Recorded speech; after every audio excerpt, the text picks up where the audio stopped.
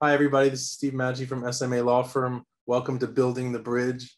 I have the honor of having with me today Yogi Patel, managing member of Lloyd Patel LLP, an employment and business firm in New York City. Hey, Yogi, thanks for being with us. Thanks so much for having me, Steve.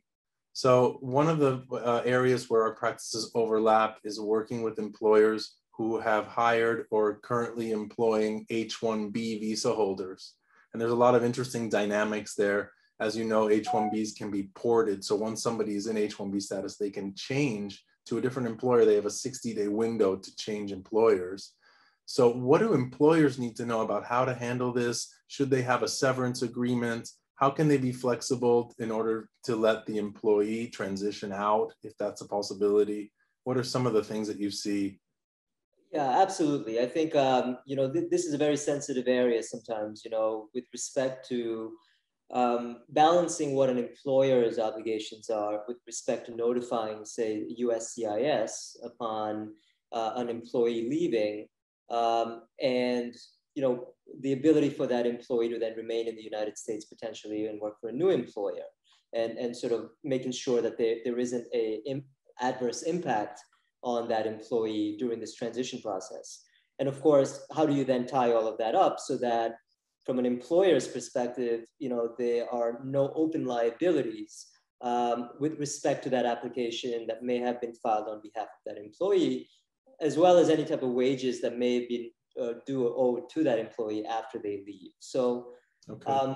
you know, Steve, as you already know this, and I think you advise your clients quite well, the business clients that you service quite well on this matter, as far as their obligation to notify the USCIS and withdraw the H-1B petition that has been submitted.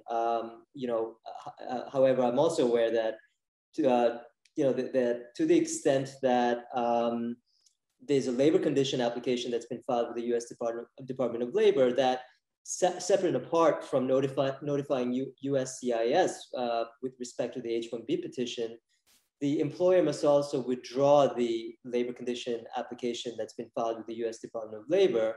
Otherwise, the employer could still be subject to penalties for back wages under the LCA agreement, even though the petition has been withdrawn.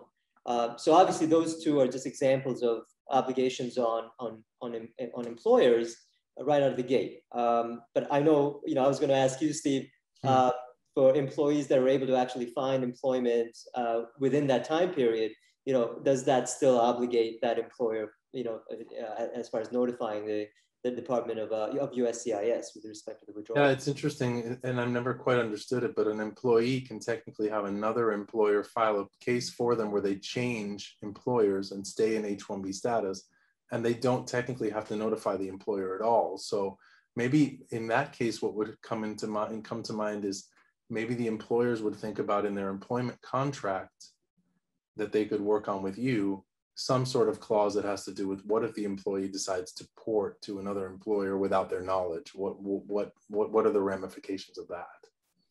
No, I think that's great. And I imagine one of the issues here is that if you're an employee that has, that means you're not necessarily being terminated, right? In other words, you're looking for a new opportunity on your own. And once you've identified that new employer and able to kind of convince them to, apply for you, so to speak, right. That process, I guess, is a little different than a situation whereby you're terminated without having had the opportunity to actually go out there and find employment. And so I think the distinction there would be, if you find yourself in a situation where you have been terminated, then to fully understand that what obligations the employer has with respect Absolutely. to reporting it, but perhaps in there, to the extent it's a possibility from an employee's perspective to say, if there's a time limit within which the employer is not required to notify, which allows the employee to then find an additional position, which then obviates the need for the employer to notify, perhaps the employer would agree to that. That's something to kind of think through. It could be beneficial. I'm not sure how many employers would actually go for that, but that could be a way of sort of, mitigating some of the issues that could arise. Yeah, I'm sure you advise your clients, businesses that have decided that they want to terminate someone. that they should talk to you first before they take sudden action. And I think that's even more important in these cases where there is a foreign national that's dependent on their sponsorship. And obviously, there's a reason for why people are fired, but there's always a nice middle ground sometimes when that's possible to negotiate. And that's, I guess, where a severance agreement would come into play.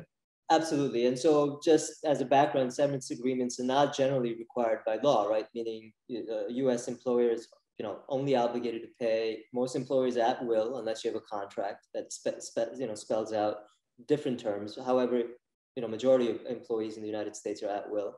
And from that point of view, the employer only offers a severance agreement or a separation agreement in exchange for the employee releasing the employer from future claims, right? So just, simply put, to have a clean break. So typically the employer will say, hey, in exchange for 2 weeks of severance or 2 months of severance and, the following considerations, you agree to never sue us, never disparage us, agree that you're not owed anything and that we've complied and satisfied with all obligations to an employer.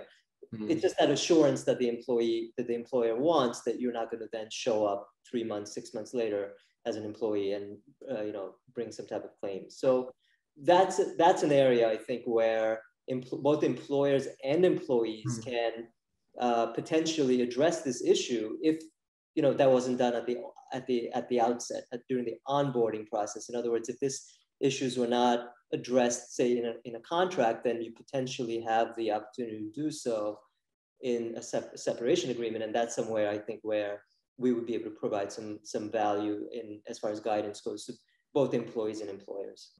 So I think that I agree with you, Yogi. It's very important to be humane in this process, if possible, if you're severing ties, especially in the case of H-1B holders, because if it's a difficult job market, that 60-day window sometimes is not enough time for someone to get an employment offer and also to be able to submit their case on time. And so a severance agreement allows them to sort of pull that out and add sick time and paid leave, et cetera, to get them to the end point at a later date, right? Yeah, absolutely. And, I think one other consideration there is also the travel expense reimbursement that employers have to make in the event of terminating an employee who then has to return back to their home country. And therefore, again, those issues from an employer's perspective need to be documented somewhere and somehow. And therefore, the separation agreement lends itself in that regard as well. And that, creates an opportunity basically for both parties to, have some terms clarified that they may not have done at the outset. Yeah, it's so important. And speaking of that, if an employer has either the desire to, or they're thinking about hiring an H-1B employee and they want to have that, maybe think ahead and have an employment agreement, or they're in the process of potentially letting someone go and they want to think about a severance agreement to make sure all the bases are covered.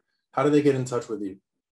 Yeah, they can email me, Steve, at info@lloydpatel.com. That's LLOYDPATEL.com.